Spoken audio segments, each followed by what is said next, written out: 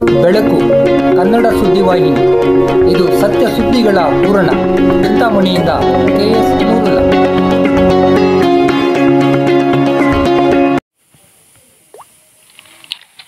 ಅಗ್ನಿಯಲ್ಲಿಯೂ ಅರಳಿದ ಕನ್ನಡ ಕುಸುಮಗಳು. ಅಗ್ನಿಶಾಮಕ ದಳದ ಕಚೇರಿಯಲ್ಲಿ ಕನ್ನಡ ಸಂಭ್ರಮ. ಕನ್ನಡ ಅಭಿಮಾನ ತೋರಿದ ಅಗ್ನಿಶಾಮಕ ಸಿಬ್ಬಂದಿ. ಕನ್ನಡ ಕಾರ್ಯಕ್ರಮಗಳಿಗೆ ಸಂಪೂರ್ಣ ಸಹಕಾರ ನೀಡುವುದಾಗಿ ಚಿಂತಾಮಣಿಯ ಅಗ್ನಿಶಾಮಕ ದಳದ ಠಾಣಾಧಿಕಾರಿ ಕೆ ಲೋಕೇಶ್ ರವರು ತಿಳಿಸಿದರು.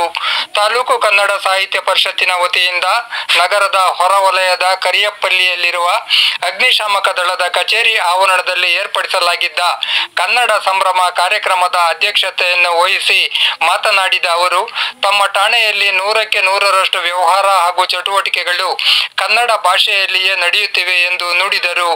ಅಗ್ನಿಶಾಮಕ ದಳದ ಕಾರ್ಯಾಲಯದಲ್ಲಿ ಕನ್ನಡ ಕಾರ್ಯಕ್ರಮ ಹಮ್ಮಿಕೊಂಡಿರುವುದು ಸಂತಸದ ಸಂಗತಿಯಾಗಿದೆ ಎಂದು ಹರ್ಷ ವ್ಯಕ್ತಪಡಿಸಿದರು. ತಮ್ಮ ಕಚೇರಿಗೆ ಕನ್ನಡ ಪತ್ರಿಕೆಗಳನ್ನು ತರಿಸುವುದಾಗಿ ಹೇಳಿದರಲ್ಲದೆ, ನಮ್ಮದು ತುರ್ತು ಸೇವೆಗಳ ಇಲಾಖೆ ಆಗಿರುವುದರಿಂದ ಬಿಡುವಿನ ಸಂದರ್ಭಗಳಲ್ಲಿ ನಮ್ಮ ಸಿಬ್ಬಂದಿಯವರು ಸಹ ಕನ್ನಡ ಕಾರ್ಯಕ್ರಮಗಳಲ್ಲಿ ಪಾಲ್ಗೊಳ್ಳುವರೆಂದು ಹೇಳಿದರು. ಮುಖ್ಯ ಅತಿಥಿಗಳಾಗಿದ್ದ ಹಿರಿಯ ಸಾಹಿತಿ ಕಾಗತಿ ವಿ ವೆಂಕಟರತ್ನಂರವರು ಮಾತನಾಡಿ, ಕರ್ನಾಟಕವು ಏಕೀಕರಣಗೊಂಡು ಹಲವು ದಶಕಗಳು ಕಳೆದರೂ ಸಹ ನಮ್ಮ ರಾಜ್ಯ ಕನ್ನಡಮಯವಾಗಲಿಲ್ಲವೆಂದು ಬೇಸರ ವ್ಯಕ್ತಪಡಿಸಿದರು. ಅಗ್ನಿಶಾಮಕ ದಳದ ಸಿಬ್ಬಂದಿಯವರ ಕನ್ನಡಾಭಿಮಾನವನ್ನು ಶ್ಲಾಘಿಸಿದರು. ಕೆಲವು ಸ್ವರಚಿತ ಚುಟುಕುಗಳನ್ನು ವಾಚಿಸಿದರು. ನಿವೃತ್ತ ಮುಖ್ಯ ಶಿಕ್ಷಕರಾದ KN ರಮಣಾರೆಡ್ಡಿಯವರು ಮಾತನಾಡಿ, ಕನ್ನಡ ಭಾಷೆಯು ತಮಿಳು ಭಾಷೆಯಿಂದ ಹುಟ್ಟಿದ್ದು ಎಂಬುದಾಗಿ ಹೇಳಿಕೆ ನೀಡಿದ ತಮಿಳು ಚಲನಚಿತ್ರ ನಟ ಕಮಲ ಹಾಸನ್ ರವರ ವರ್ತನೆಯನ್ನು ಬಲವಾಗಿ ಖಂಡಿಸಿದರು. ತಾಲೂಕು ಕಸಾಪ ಅಧ್ಯಕ್ಷರಾದ NV ಶ್ರೀನಿವಾಸನ್ ರವರು ಪ್ರಾಸ್ತಾವಿಕ ಭಾಷಣ ಮಾಡಿದರು. ಕಾರ್ಯಕ್ರಮದಲ್ಲಿ SFS ಸುರೇಶ್ ಹಾಗೂ KS ನೂರುಲ್ಲಾ ರವರು ಕನ್ನಡ ಗೀತೆಗಳನ್ನು ಸುಶ್ರಾವ್ಯವಾಗಿ ಹಾಡಿ ಗಾನ ದುಂದುಬಿ ಮೊಳಗಿಸಿದರು. ಗುರುಪ್ರಸನ್ನರವರು ನಗೆ ಹನಿಗಳನ್ನು ಸಿಡಿಸಿ ನಗೆಗಡಲಲ್ಲಿ ತೇಲಿಸಿದರು. ಕುಮಾರಿ ಜಾಹ್ನಿ ಯಾದವ್ ಯೋಗ ಪ್ರದರ್ಶನ ನೀಡಿದರು. ಈ ಸಂದರ್ಭದಲ್ಲಿ ಅಗ್ನಿಶಾಮಕ ಠಾಣೆಯ ಠಾಣಾಧಿಕಾರಿಯಾದ ಕೆ ಲೋಕೇಶ್ ಅವರನ್ನು ಕಸಾಪ ವತಿಯಿಂದ ಸನ್ಮಾನಿಸಲಾಯಿತು. ಕಾರ್ಯಕ್ರಮದಲ್ಲಿ ಅಗ್ನಿಶಾಮಕ ದಳದ ಸಿಬ್ಬಂದಿಗಳಾದ ಜಯನಾಯಕ, ಶಿವಾರೆಡ್ಡಿ, ಶಶಿಧರ, ಶಿವಶಂಕರ, ವಿಜಯ್, ಉದಯ್, ಲೋಕೇಶ್, ವಿವೇಕ್, ಕುಮಾರ್, ಯಮುನಪ್ಪ, ಸಾಹಿತ್ಯ ಪರಿಷತ್ತಿನ ಪದಾಧಿಕಾರಿಗಳು ಮತ್ತಿತರರು ಉಪಸ್ಥಿತರಿದ್ದರು. ತಾಯಿ ಶಾರದೆ ಲೋಕ ಪೂಜಿತೆ ಜ್ಞಾನದಾತೆ ನಮೋಸ್ತುತೆ. ತಾಯಿ ಶಾರದೆ ಲೋಕ ಪೂಜಿತೆ ಜ್ಞಾನದಾತೆ ನಮೋಸ್ತುತೆ. ಪ್ರೇಮದಿಂದಲಿ ಸಲಹು ಮಾತೆ ನೀಡು ಸನ್ಮತಿ ಸೌಖ್ಯದಾತೆ. ತಾಯಿ ಶಾರದೆ ಲೋಕ ಪೂಜಿತೆ ಜ್ಞಾನದಾತೆ ನಮೋಸ್ತುತೆ. ಇದು ಮೇ 5ನೇ ತಾರೀಕು ವಿದ್ಯುಕ್ತವಾಗಿ ರಚನೆ ಆಗ್ತದೆ. ಅಂದಿನ ಮೈಸೂರು ಮಹಾರಾಜರಾದಂತಹ ನಾಲ್ವಡಿ ಕೃಷ್ಣರಾಜ ಒಡೆಯರ್ ಅವರ ಒಂದು ಕನಸಿನ ಫಲವಾಗಿ ಸರ್ ಎಂ ವಿಶ್ವೇಶ್ವರಯ್ಯನವರ ಮುಖಾಂತರ ಈ ಕನ್ನಡ ಸಾಹಿತ್ಯ ಪರಿಷತ್ತು ರಚನೆ ಆಗ್ತದೆ. ಮೊದಲನೇದಾಗಿ ಕರ್ನಾಟಕ ಸಾಹಿತ್ಯ ಪರಿಷತ್ತು ಅಂತ ರಚನೆ ಆಯಿತು. ಮುಂದೆ ಪೂತಿ ನರಸಿಂಹಾಚಾರ್ಯ ಅವರು 1938ರಲ್ಲಿ ಇದನ್ನು ಕನ್ನಡ ಸಾಹಿತ್ಯ ಪರಿಷತ್ ಅಂತ ಮರುನಾಮಕರಣ ಮಾಡ್ತಾರೆ. ಅಲ್ಲಿನಿಂದ ಇಲ್ಲಿವರೆಗೂ ಸಹ ಈ ಕನ್ನಡ ಸಾಹಿತ್ಯ ಪರಿಷತ್ತು ಕನ್ನಡ ಲೇಖಕರ ಪುಸ್ತಕಗಳನ್ನು ಹೊರತರುವಂಥದ್ದು, ಅದಕ್ಕೆ ಪೋಷಣೆ ನೀಡುವಂಥದ್ದು ಮತ್ತು ಪುಸ್ತಕಗಳನ್ನು ಪ್ರಕಟಿಸಿ ಓದುಗರಿಗೆ ಕೊಡುವಂಥದ್ದು, ಹೀಗೆ ಕನ್ನಡದ ಹಲವಾರು ಕಾರ್ಯಕ್ರಮಗಳನ್ನು ಹಮ್ಮಿಕೊಂಡು ಬರ್ತಾ ಇದೆ. ಈ ನಿಟ್ಟಿನಲ್ಲಿ ಕನ್ನಡ ಸಾಹಿತ್ಯ ಪರಿಷತ್ತು ಹಲವಾರು ಕನ್ನಡಪರ ಕಾರ್ಯಕ್ರಮಗಳನ್ನು ಹಮ್ಮಿಕೊಂಡು ಬರ್ತಾ ಇದೆ. ಈ ಒಂದು ಕನ್ನಡ ಸಾಹಿತ್ಯ ಪರಿಷತ್ತು ರಾಜ್ಯದ 31 ಜಿಲ್ಲೆ, ಆಮೇಲೆ ಮತ್ತು ಎಲ್ಲ ತಾಲೂಕುಗಳು, ಎಲ್ಲ ಜಿಲ್ಲೆಗಳು, 9 ಹೊರ ರಾಜ್ಯಗಳಲ್ಲಿ ಮತ್ತು ವಿದೇಶಗಳಲ್ಲೂ ಸಹ ಕನ್ನಡ ಒಂದು ಘಟಕಗಳನ್ನು ಹೊಂದಿರುವಂತಹ ಏಕೈಕ ಸಂಸ್ಥೆಯಾಗಿದ್ದು, ಸುಮಾರು 4 ಲಕ್ಷಕ್ಕೂ ಅಧಿಕ ಸದಸ್ಯರನ್ನು ಹೊಂದಿರುವಂಥ ವಿಶ್ವದ ಏಕೈಕ ಸಂಸ್ಥೆ ಕನ್ನಡ ಸಾಹಿತ್ಯ ಪರಿಷತ್ತು ಅಂತ ಹೇಳೋಕ್ಕೆ ಹೆಮ್ಮೆ ಆಗುತ್ತೆ. ಇಂಥ ಒಂದು ಕನ್ನಡ ಸಾಹಿತ್ಯ ಪರಿಷತ್ತು ನಮ್ಮ ಚಿಂತಾಮಣಿಯಲ್ಲೂ ಸಹ ಹಲವಾರು ವರ್ಷಗಳಿಂದ ಹಲವಾರು ಅಧ್ಯಕ್ಷರುಗಳ ಪದಾಧಿಕಾರಿಗಳ ಒಂದು ಶ್ರಮದ ಫಲವಾಗಿ ಅನೇಕ ಕಾರ್ಯಕ್ರಮಗಳನ್ನು ಹಮ್ಮಿಕೊಂಡು ಬರ್ತಾ ಇದೆ. ಹೀಗಾಗಿ ಶಾಲೆಗಳಲ್ಲಿ ಕನ್ನಡ ಕಾರ್ಯಕ್ರಮಗಳು, ಮನೆಗಳಲ್ಲಿ ಕವಿಗೋಷ್ಠಿ ಮತ್ತು ಶಾಲಾಂಗಣದಲ್ಲಿ ಕವಿಗೋಷ್ಠಿ, ಹುಣ್ಣಿಮೆ ಕಾರ್ಯಕ್ರಮಗಳು, ಹೀಗೆ ಹಲವಾರು ಕಾರ್ಯಕ್ರಮಗಳನ್ನು ನಡೆಸ್ಕೊಂಡು ಬಂದು ಇವತ್ತು ಜೂನ್ 14ನೇ ತಾರೀಕು ಚಿಂತಾಮಣಿಯ ಒಂದು ಅಗ್ನಿಶಾಮಕ ದಳದ ಕಚೇರಿಯಲ್ಲೂ ನಾವು ಮಾಡ್ತಾಯಿದ್ದೀವಿ. ಹಾಗಾಗಿ ನಾವು ಮೊದಲನೇದಾಗಿ ಈ ಒಂದು ದಳದ ಠಾಣಾಧಿಕಾರಿಗಳು ಹಾಗೂ ಸಿಬ್ಬಂದಿಯವರಿಗೆ ನಾನು ಮೊದಲನೇದಾಗಿ ಧನ್ಯವಾದಗಳನ್ನು ಒಂದು ಕಾರ್ಯಕ್ರಮವನ್ನು ಮಾಡೋಕ್ಕೆ ಅವಕಾಶ ಕೊಟ್ಟಿದ್ದೀರಾ, ತಮಗೆ ಅಭಾರಿ ಅಂತ ಹೇಳ್ತಾ 4 ಮಾತುಗಳನ್ನು ಮಾಡೋಕ್ಕೆ ಅವಕಾಶ ಕೊಟ್ಟಂಥ ವೇದಿಕೆಗೆ ಧನ್ಯವಾದಗಳು.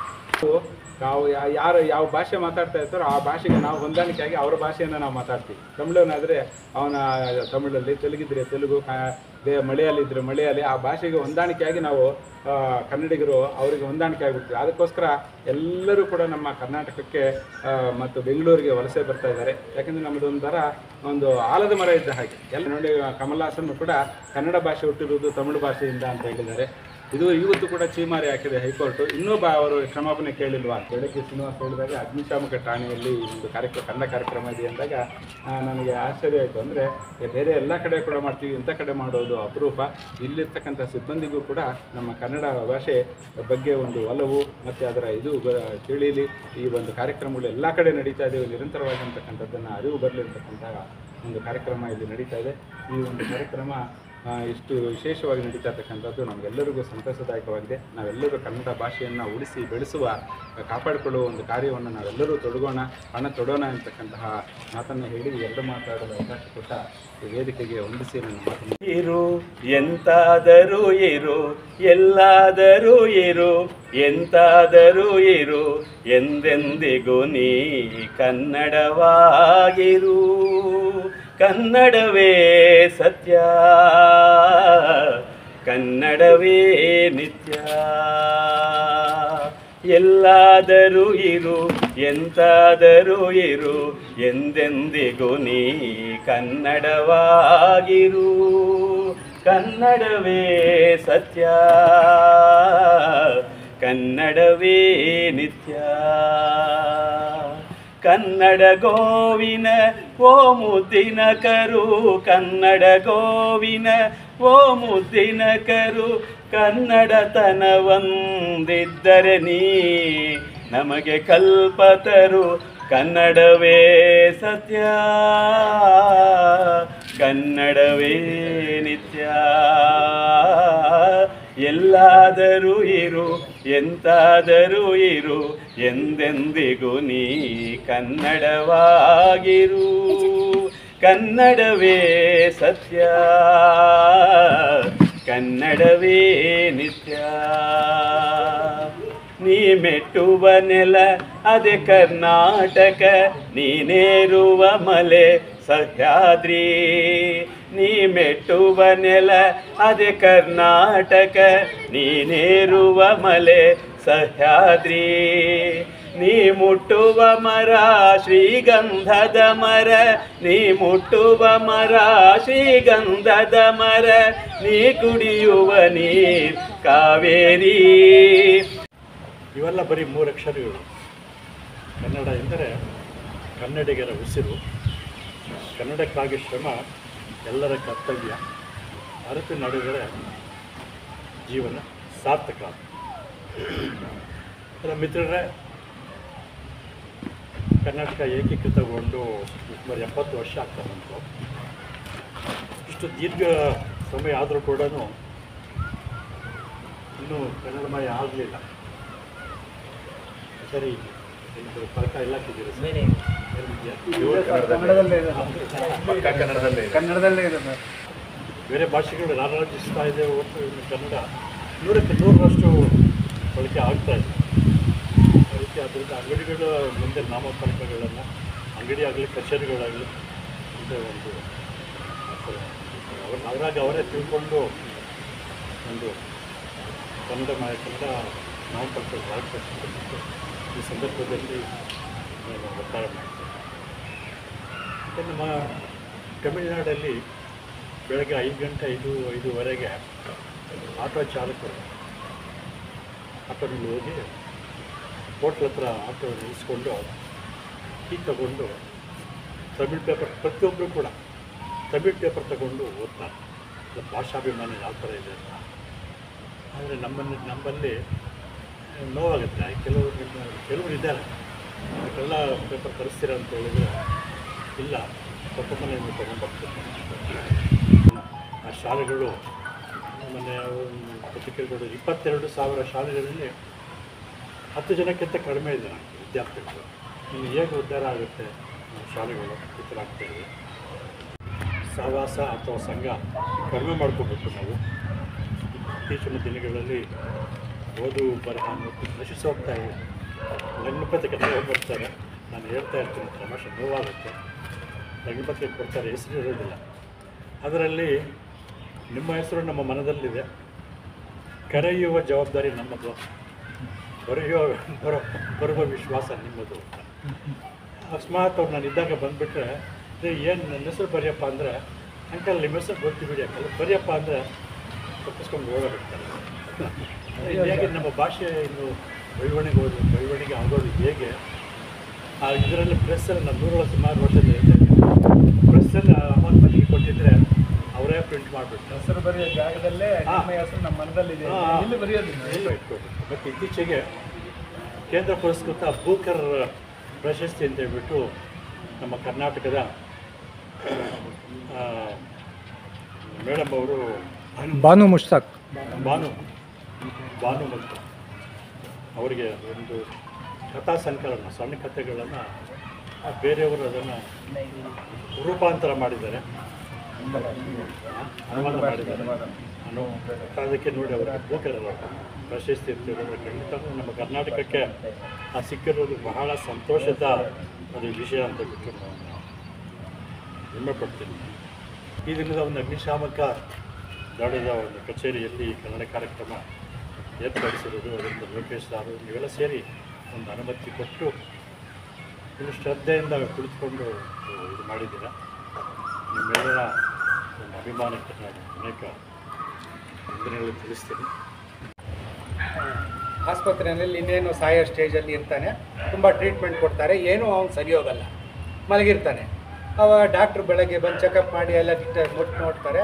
ಆಮೇಲೆ ಎಲ್ಲ ಪೇಷಂಟ್ ಡೆಡ್ ಆಗಿದ್ದಾನೆ, ಅವನ್ನ ಮಾರ್ಚರಿಗೆ ಕಳಿಸ್ಬಿಡಿ ಅಂತಾರೆ. ಅವನು ಎದ್ದು ಕಿರ್ಚ್ಕೋತಾ ಇರ್ತಾನೆ, ಅಯ್ಯೋ ಇಲ್ಲ ಸರ್ ನಾನು ಇನ್ನು ಬದುಕಿದ್ದೀನಿ ಸರ್ ಅಂತ. ಅವಾಗ ನರ್ಸ್ ಒಬ್ಬಳು ಬಂದು ಹೇಳ್ತಾಳೆ, ಮುಚ್ಚಾಯ ಬಾಯಿ ಮುಚ್ಕೊಂಡು ಸಾಕು, 40 ವರ್ಷದ ಅನುಭವ ಇದೆ, ಅವ್ರು ಹೇಳಿದ್ದು ದೊಡ್ಡದ ನೀನು ಹೇಳೋದು ದೊಡ್ಡದ, ಸ್ವಲ್ಪ ಸುಮ್ಮನೆ ಅಂತ. ನಿಜಕ್ಕೂ ಕೂಡ ಇದು ಒಂದು ಅತ್ಯುತ್ತಮವಾದ, ಮಾದರಿಯಾದ ಹಾಗೂ ಆದರ್ಶಪ್ರಾಯವಾದ ಕಾರ್ಯಕ್ರಮ ಅಂತ ಹೇಳಿದರೆ ತಪ್ಪಾಗಲಾರದು. ಇಲ್ಲಿ ಸಂಖ್ಯೆ ಮುಖ್ಯ ಅಲ್ಲ, ಉದ್ದೇಶ ಮುಖ್ಯ, ಗುರಿ ಮುಖ್ಯ. ಇಲ್ಲಿ ನಾವು ಕಡಿಮೆ ಜನ ಇದ್ದೀರಿ ಅಂತ ಹೇಳಿದ್ರು ಕೂಡ ಇದರ ಒಂದು ಮೆಸೇಜ್, ಸಂದೇಶ ಎಲ್ಲ ಕಡೆ ಹರಡ್ತದೆ. ಅವರಲ್ಲೂ ಕೂಡ ನಾವು ಇಂಥ ಒಂದು ಕಾರ್ಯಕ್ರಮವನ್ನು ಮಾಡಬೇಕು ಅನ್ನೋ ಒಂದು ಉತ್ಸಾಹ, ಚೈತನ್ಯ ಅವರಲ್ಲಿ ಮೂಡ್ತದೆ ಎಂಬುದು ನನ್ನ ನಂಬಿಕೆಯಾಗಿದೆ. ಸುಮಾರು ವರ್ಷಗಳ ಹಿಂದೆ ನಾನು ಕಬ್ಬನ್ ಪಾರ್ಕ್ಗೆ ಹೋದಾಗ ಅಲ್ಲಿ ಜನ ಎಲ್ಲ ಗುಂಪು, ನಾನು ಅಲ್ಲೇನೋ ಅನಾಹುತ ನಡೆದಿದ್ದೆ. ಯಾಕೆ ಇಷ್ಟು ಜನ ಇಲ್ಲಿ ಗುಂಪು ಅಚ್ಚರಿ ಮತ್ತು ಕುತೂಹಲದಿಂದ ಆ ಸ್ಥಳಕ್ಕೆ ಭೇಟಿ ನೀಡಿದಾಗ ಅಲ್ಲೇನೋ ಅನಾಹುತ ನಡೆದಿರಲಿಲ್ಲ. ಒಂದು ಕನ್ನಡ ಸಿನಿಮಾದ ಚಿತ್ರೀಕರಣ ನಡೀತಾ ಇತ್ತು. ನನ್ನ ಪಕ್ಕದಲ್ಲಿರೋರು ಕೇಳಿದೆ ಯಾವ ಸಿನಿಮಾ ಅಂತ ಹೇಳಿದ್ರೆ ಅದು ಬೆಂಕಿಯಲ್ಲಿ ಅರಳಿದ ಹೂವು ಸಿನಿಮಾ ಅಂತ. ನನಗನ್ನಿಸ್ತು, ಬೆಂಕಿಯಲ್ಲಿ ಹೂ ಅರಳ್ತದ ಸಾಧ್ಯನಾ ಅಂತ. ಆ ಮಾತು ಇಲ್ಲಿ ಯಾಕೆ ಹೇಳ್ತೀನಿ ಅಂದರೆ, ಅಗ್ನಿಯಲ್ಲೂ ಕೂಡ ಇಲ್ಲಿ ಕನ್ನಡದ ಕುಸುಮಗಳು ಅರಳ್ತಾ ಇವೆ ಅನ್ನೋದ್ರಿಂದ ಈ ಕಾರ್ಯಕ್ರಮ ಸಾಧ್ಯವಾಗಿದೆ. ನಿಜ ಕೂಡ ನಾನು ಎಲ್ಲ ಇಲಾಖೆಗಳಲ್ಲೂ ಸಾಕಷ್ಟು ಕಾರ್ಯಕ್ರಮಗಳಲ್ಲಿ ನಾನು ಭಾಗವಹಿಸಿದ್ದೇನೆ. ಈ ಅಗ್ನಿಶಾಮಕ ಇಲಾಖೆಯಲ್ಲೂ ಕೂಡ ಕನ್ನಡ ಹೃದಯಗಳಿವೆ ಎಂಬುದನ್ನು ಈ ಠಾಣೆ ನಮ್ಮ ಕನ್ನಡ ನಾಡಿಗೆ ತೋರಿಸ್ಕೊಟ್ಟಿದೆ ಅಂತ ಎಂಬ ಹೆಮ್ಮೆ ಈ ತಾಲೂಕಿನವನಾಗಿದ್ದ ನನಗೂ ಕೂಡ ಇದೆ ಅಂತೇಳಿ ಭಾವಿಸ್ತಾ ಇದ್ದೇನೆ. ದಯವಿಟ್ಟು ಇಂಥ ಒಂದು ಕಾರ್ಯಕ್ರಮವನ್ನು ನಡೆಸಲು ಅನುವು ಮಾಡಿಕೊಟ್ಟ ಠಾಣಾಧಿಕಾರಿಗಳ ಹಾಗೂ ಅವರ ಸಿಬ್ಬಂದಿಯವರ ಕನ್ನಡ ಪ್ರೇಮ, ಹೃದಯ ವೈಶಾಲ್ಯತೆಗೆ ಕನ್ನಡ ಸಾಹಿತ್ಯ ಪರಿಷತ್ತಿನ ಪರವಾಗಿ ಹಾಗೂ ನನ್ನ ವೈಯಕ್ತಿಕವಾಗಿ ನಾನು ಕೃತಜ್ಞತೆಗಳನ್ನು ಹೇಳಬಯಸ್ತಾ ಇದ್ದೇನೆ. ಮುಂದಿನ ದಿನಗಳಲ್ಲೂ ಕೂಡ ನಿಮ್ಮ ಸಹಕಾರ ಈ ಕನ್ನಡ ನಾಡು ನುಡಿಗೆ ಇರುತ್ತದೆ ಎಂಬ ಆಶಾಭಾವನೆ ಕೂಡ ನನ್ನಲ್ಲಿ ಮೂಡಿದೆ.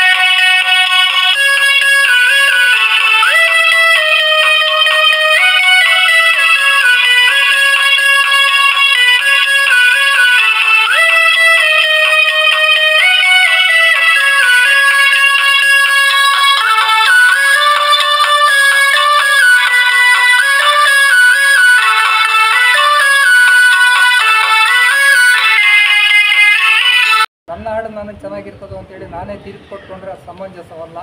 ಈ ಕನ್ನಡ ಹೃದಯಗಳು, ಕನ್ನಡ ಕಿವಿಗಳು, ಕನ್ನಡ ಮನಸ್ಸುಗಳು ಅದಕ್ಕೆ ಸ್ಪಂದಿಸ್ತವೆ ಅನ್ನೋ ಒಂದು ಭಾವನೆಯಿಂದ ಈ ಒಂದೆರಡು ಸಾಲುಗಳನ್ನು ಒಳಗೊಂಡ ಪುಟ್ಟ ಕನ್ನಡ ಗೀತೆಯನ್ನು ನನ್ನದೇ ಆದ ದಾಟಿಯಲ್ಲಿ ತಮ್ಮ ಮುಂದೆ ಹೇಳಲು ಬಯಸ್ತಾ ಇದ್ದೇನೆ. ಶೀರ್ಷಿಕೆ ಕನ್ನಡಾಂಬೆಗೆ ವಂದಿಸುತ್ತ. ಕನ್ನಡವೆಂದರೆ ನನ್ನುಸಿರು ನೀನೇ ನನ್ನಮ್ಮ, ಕನ್ನಡವೆಂದರೆ ನನ್ನುಸಿರು ನೀನೇ ನನ್ನಮ್ಮ, ಕನ್ನಡಗನಾಗಿದ್ದರೆ ಸಾಕು ಬೇರೆ ಬೇಡಮ್ಮ, ನಂಗೆ ಬೇರೆ ಬೇಡಮ್ಮ, ಕನ್ನಡಿಗನಾಗಿದ್ದರೆ ಸಾಕು ಬೇರೆ ಬೇಡಮ್ಮ, ಬೇರೆ ಬೇಡಮ್ಮ, ಕನ್ನಡವೆಂದರೆ ನನ್ನುಸಿರು ನೀನೇ ನನ್ನಮ್ಮ, ಕನ್ನಡಿಗನಾಗಿದ್ದರೆ ಸಾಕು ಬೇರೆ ಬೇಡಮ್ಮ, ಬೇರೆ ಬೇಡಮ್ಮ, ಹುಟ್ಟಲೇಬೇಕು ಎಲ್ಲ ಜನ್ಮಕ್ಕೂ ಇಲ್ಲೇ ನಾನಮ್ಮ, ಹುಟ್ಟಲೇಬೇಕು ಎಲ್ಲ ಜನ್ಮಕ್ಕೂ ಇಲ್ಲೇ ನಾನಮ್ಮ, ಉಸಿರಾಡುವ ತನಕ ಹೋರಾಡುವೆನೋ ನೆಲ ಜಲ ನುಡಿಗಮ್ಮ, ನೆಲ ಜಲ ನುಡಿಗಮ್ಮ, ಕನ್ನಡವೆಂದರೆ ನನ್ನುಸಿರು ನೀನೇ ನನ್ನಮ್ಮ, ಕನ್ನಡಿಗನಾಗಿದ್ದರೆ ಸಾಕು ಬೇರೆ ಬೇಡಮ್ಮ, ಬೇರೆ ಬೇಡಮ್ಮ, ತಾಯಿ ಕನ್ನಡಾಂಬೆ ಕೈ ಹಿಡಿದು ನಡೆಸಮ್ಮ, ತಾಯಿ ಕನ್ನಡಾಂಬೆ ಕೈ ಹಿಡಿದು ನಡೆಸಮ್ಮ, ನನ್ನ ಸಲಹಮ್ಮ, ತಾಯಿ ನನ್ನ ಸಲಹಮ್ಮ. ಕೇಳಿದ್ದಕ್ಕೆ ಧನ್ಯವಾದಗಳು.